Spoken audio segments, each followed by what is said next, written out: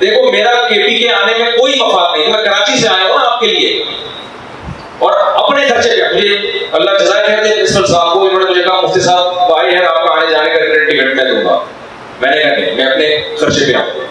तो मेरा भी कोई मफाद बोलो भाई नहीं, तो मैं भी इसलिए कर रहा हूं कि कौन खुश हो जाए भाई, अल्लाह खुश हो जाए।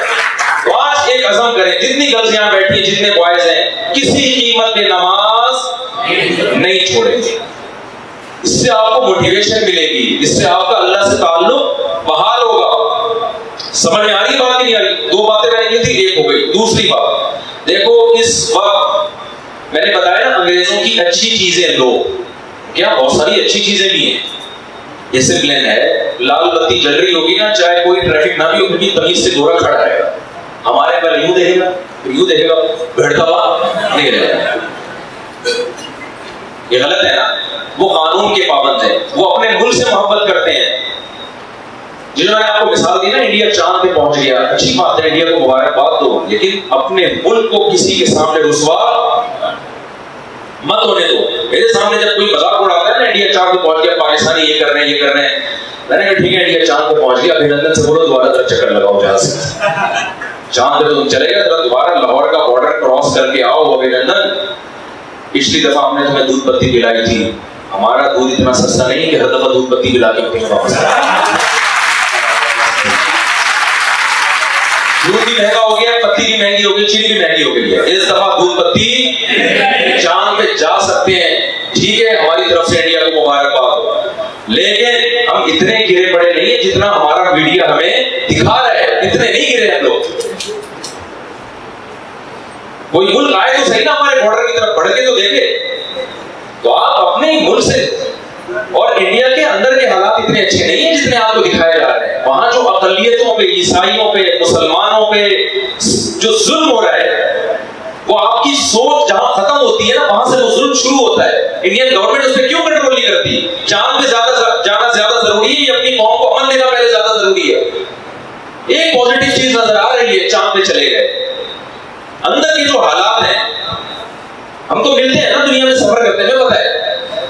तो अपने मुल्क से मोहब्बत करो भाई, अपने मुल्क की दूसरों के सामने बुराइयां मत। ठीक है खराबियां हैं, वो खराबियां हमारी वजह से है, हम ठीक होंगे तो मुल्क ठीक होगा। हम बुरे हैं, अपने आप को बुरा बड़ा कहो, मुल्क को नहीं बुरा बड़ा कहो। वो ऐसे ये हर वक्त नेगेटिविटी, हर वक्त मंफी बातें। मैं फ्रांस में था, मुझे लोगों ने कहा कि मुफ्ती साहब आप यहाँ फैमिली को ले आए, शिफ्ट हो जाए यहाँ, बड़े जबरदस्त। मैंने कहा भाई हम वहां 4 बेगम पाल सकते हैं, यहाँ नहीं पाल सकते। इतनी पूर्वक महंगाई में पाकिस्तान में बरकत है, वहां शौहर अलग कमा रहा है, बेगम अलग, उसके बगैर घर नहीं चलता। समझते हो या नहीं समझते हो? तो बहुत सारी पॉजिटिव चीजें भी तो है हमारे कंट्री में भाई। मुल्क से मोहब्बत करो, इसको बढ़ाओ। ठीक है हमारे हुक्मरान ये है तो फलाना है तो ढिमकाना है, निकालो अपनी, ताकि हुक्मरानों को भी थोड़ा शूर पैदा हो ना उनमें, स्टेट के अगेंस्ट जाना शुरू हो जाओ। और आप हमारे लोग क्या कर रहे हैं, इंडिया की चांद की तस्वीरें दिखा रहे हैं और फिर अपने मुल्क का मजाक उड़ा रहे हैं। ये बिल्कुल गलत है। मैं आज भी समझता हूँ मिन हैसुल कौम, उमूमी लिहाज से हम इंडिया से बेहतर हैं अभी भी, अल्हम्दुलिल्लाह। नहीं तो अभिनंदन को कहो कि एक दफा दोबारा ट्राई करें। मैंने बताया कि दूध पत्ती अब दूध पत्ती नहीं चली। पिछली दफा हमने बड़ी इज्जत दी भाई, बिठाया, ऊपर से बुलाया, आप नीचे आए यार, ऊपर से ऊपर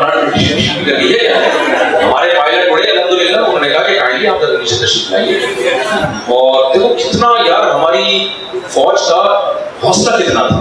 ठीक है 20 बुराइयां में भी सियासत में नहीं जाता, लेकिन इस मौके पर कितना एटीट्यूड, कितना अच्छा। बड़ा बदमाश आया आपके घर में, दरवाजा बजाया, और आपको हमारे करीब में बॉडी बिल्डर रहते हैं, बड़े लंबे चौड़े हट्टे कट्टे।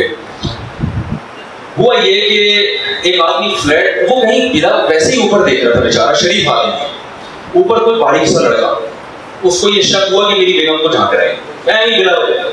अच्छा ऊपर खड़े होकर उसको अंदाजा नहीं हुआ कि इसकी हाइट कितनी और लेंथ और जो है ना चौड़ाई ये कितनी है। अभी शरीफ, मैं इसको जानता हूँ, इस तरह का बंदा है, बिला वजह एफिशिएंसी झाड़ते हैं ना बास लोग। नीचे आया बदमाशी करने के लिए, तो वो जो बॉडी बिल्डर था वो मुझे बता रहा है वाक्य, कह रहा है मैं वैसे ही देख रहा हूँ, वो कह रहा है मेरी बीवी को देख रहा है। तो कह रहा नीचे आके लड़ने के लिए नीचे आया ना, मुझे देख के तो अब अगर वापस चला जाए तो भी बेइज्जती, लड़े तो पिटेगा। तो कह रहा है ऐसे ऐसे कांपना शुरू ना, धमकियां दे रहा है, तुझे छोड़ूंगा नहीं, कांप भी रहा है। कह रहे मुझे हंसी आ गई, मैंने कहा ये काम हमने किसके साथ किया? वो आए बड़े स्टाइल के साथ, जहाज लाए, जो करना था किया। क्या मसला क्या? बुलाया, नहलाया, धुलाया, सिजल कराया, ठीक है ना, शैम्पू वैम्पू से नहलाया, उनको बिठाया, खाने को। मसला क्या है? तो मैं असल में बम के सिलसिले में आया। आप किस एक आदमी की शादी में दुल्हन के पास गया, समझ में नहीं आ रहा मैं बात शुरू कैसे करूं।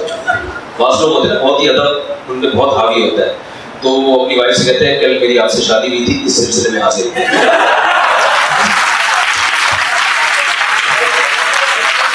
तो हमने अभिनंदन से पूछा कि आप जरा बताएंगे आप किस सिलसिले में आए हैं? तो उन्होंने बताया कि मैं बम के सिलसिले में हाजिर हूं।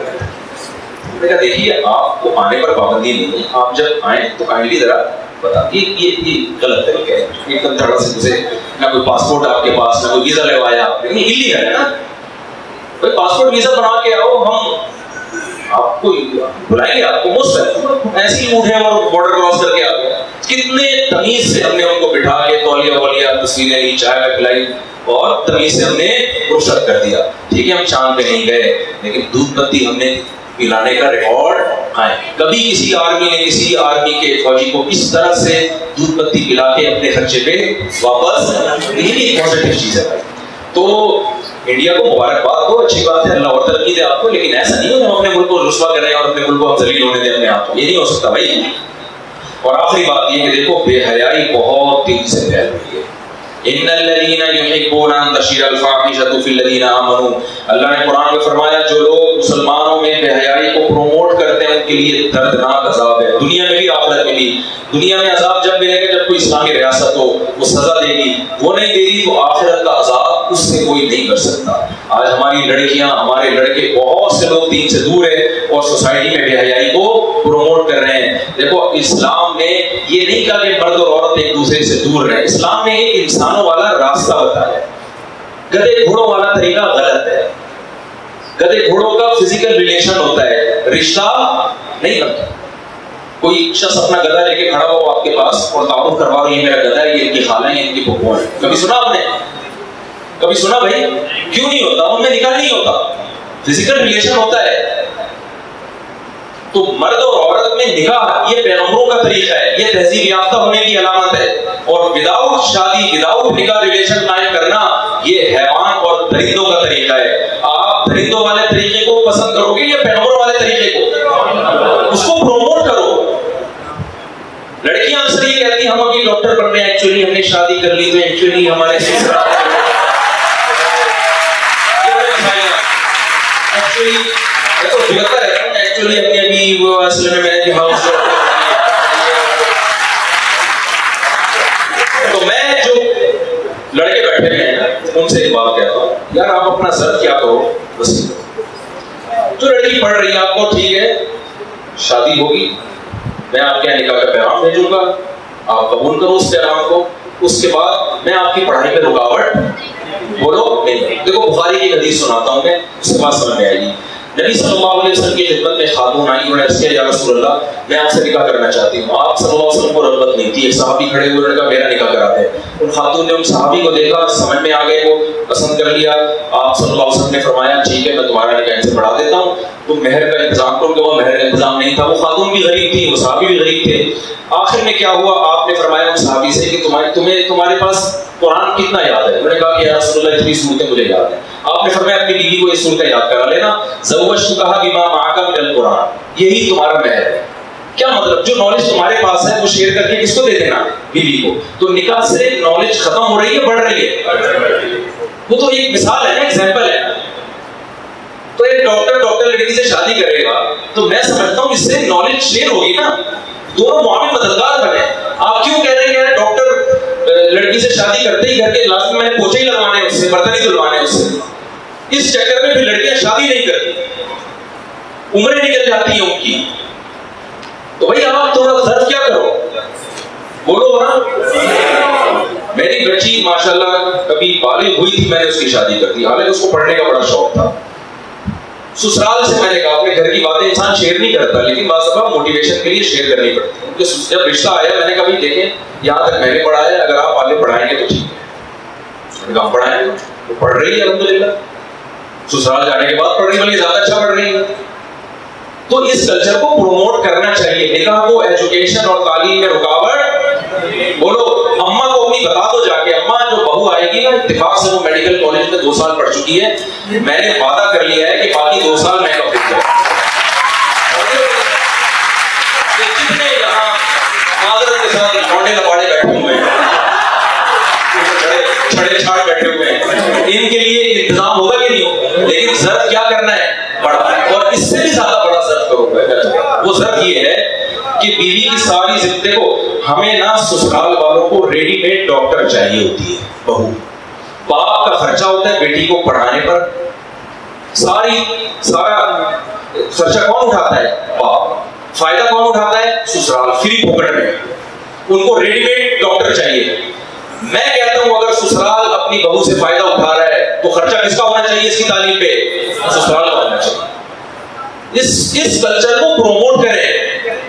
आप बोले भाई हमारी बच्ची अभी मैट्रिक में है, उन्होंने पढ़ाना है इसको, तो आप इसी तरह ले जाओ, आपको रेडीमेड डॉक्टर नहीं मिलेगी, डॉक्टर बनाना है, आप इसको डॉक्टर बनाओ।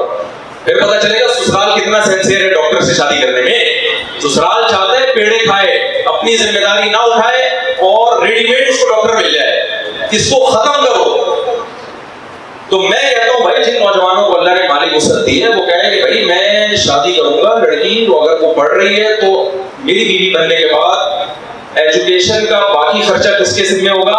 मेरे जिम्मे। और अल्लाह ने इसमें बरकत रखी है। समझते हो यही समझते हो? इस कल्चर को प्रोमोट करो सोसाइटी में, निकाह को आम करो, आसान बनाओ निकाह को। ज़िना और बुराई ऐसे खत्म नहीं होगी तकरीरों से। जब तक निकाह और हलाल रास्ते आसान नहीं होंगे उस वक्त हराम को लोग नहीं छोड़ेंगे। वरना हमारी सोसाइटी, देखो हम तो अंग्रेजों की तरह पढ़े लिखे भी नहीं है, वरना ऐसा ना हो कि कौवा चला हंस की चाल और अपनी भी भूल गया। तो हम तो ना वहां के रहेंगे ना यहाँ के रहेंगे, हम तो कहीं के भी नहीं रहेंगे। तो अमल करेंगे कि नहीं करेंगे? निकाह को बहुत इस्तिखारों की भेंट ना चढ़ाया करो। निकाह इस्तिखारा निकाला है उसमें नहीं आ रहे, बल्कि ये इस्तिखारे का वो मतलब नहीं है जो आजकल लोगों में चल रहा है। बहुत आसान बना। और जो वालिदैन है, वो वालिदैन तो है नहीं मेरे सामने, तो मैं उनको बयान में समझाता कि ये वंस अपॉन अ टाइम, ये पुराना जमाना था जब इसमें ये होता था कि अब्बा क्या अम्मा ने पसंद किया। तो भाई अब को एजुकेशन सिस्टम सोसाइटी में चल रहा है, अब इतनी सख्ती लड़कों पे करना, लड़कियों पे करना कि जी वो अपनी पसंद का इजहार ही न कर सके। हमारे नबी सल्लल्लाहु अलैहि वसल्लम ने एक यतीम बच्ची का निकाह तोड़वाया, इसलिए कि उसकी पसंद के बगैर किया गया। हाँ, अगर पसंद ही कोई चर्सी यूनिची आ रहा है किसी लड़की को, वो फिर गलत है, वो खानदान की इज्जत का जनाजा निकलेगा ना। फिर हम वहां ये नहीं कहते कि भाई अब्बा किसी बगावत तो अभी हम नहीं कहते, अपने वालिदैन से पूछें आप, लेकिन वालिदैन को भी चाहिए कि वो अपनी जिम्मेदारी को पूरा करें। तो बताओ भाई निकाह को प्रोमोट करेंगे कि नहीं करेंगे? हाँ, मुझे पता है आप ये कहेंगे ठीक है मुफ्ती साहब हम जरा एजुकेशन से फारिग हो जाए। ना ना, ये नहीं, ये सारे काम साथ साथ ही हो, सब काम साथ साथ। शादी की साथ ही होगी, पढ़ाई के साथ ही चलेगी, तो ये सब कुछ साथ साथ ही होगा। जिसने ये कहा ना पहले ये फिर वो, हो गया। मेरे साथ के जो लड़के थे जो कहते थे पहले हम अपने पाँव पे खड़े हो जाएं, हम स्टेबल हो जाएं, फिर हम निकाह करेंगे, अब तक हमारे छड़े छाड़े हो गए। मेरी माली आमदन कोई बहुत ज्यादा नहीं थी, मैंने कहा भाई मैं तो करूंगा, और अल्लाह माफ फरमाए वो करते ही चला गया। तो मैंने तो देखा है भाई, ये कुरान की आयत है ना, इन यकूनु फुक़रा युग़निहिमुल्लाहु मिन फ़ज़लिही, अल्लाह कहते हैं निकाह करो, अगर फकीर होगे अल्लाह अपने फजल से गनी कर देगा। तो सारे काम कैलकुलेटर के जरिए कैलकुलेट नहीं करने, हम अल्लाह को मानने वाले लोग हैं। कुछ काम किसने करने हैं? अल्लाह ने। कुछ अल्लाह के लिए भी तो छोड़ दो ना, तो अल्लाह पे तवक्कुल एतमाद करके निकाह को सोसाइटी में प्रोमोट करो। आपका कल्चर केपीके का बहुत अच्छा है, यहाँ माँ बाप का एहतराम है, उलमा का एहतराम है, बुजुर्गों का एहतराम है, टीचरों का एहतराम है, लड़कियों में हया है, लड़कों में एक हया है, शराफत है। अगर आपने सोसाइटी में निकाह को, जल्द निकाह को प्रोमोट नहीं किया, मैं अल्लाह की कसम उठा के कह रहा हूँ, अगली नस्लें आपकी तबाह और बर्बाद हो चुकी होगी। तबाह बर्बाद हो चुकी होंगी आप, तो उस कल्चर को बचाओ आप। अल्लाह ताला हमें समझने की, अमल की तौफीक अता फरमाए। 5-10 मिनट हम सवाल जवाब का मौका देते हैं, किसी ने भी कोई भी सवाल पूछना हो आप पूछ सकते हैं। रात तक चलता रहेगा सिलसिला। जी जनाब, इन्होंने पहले ये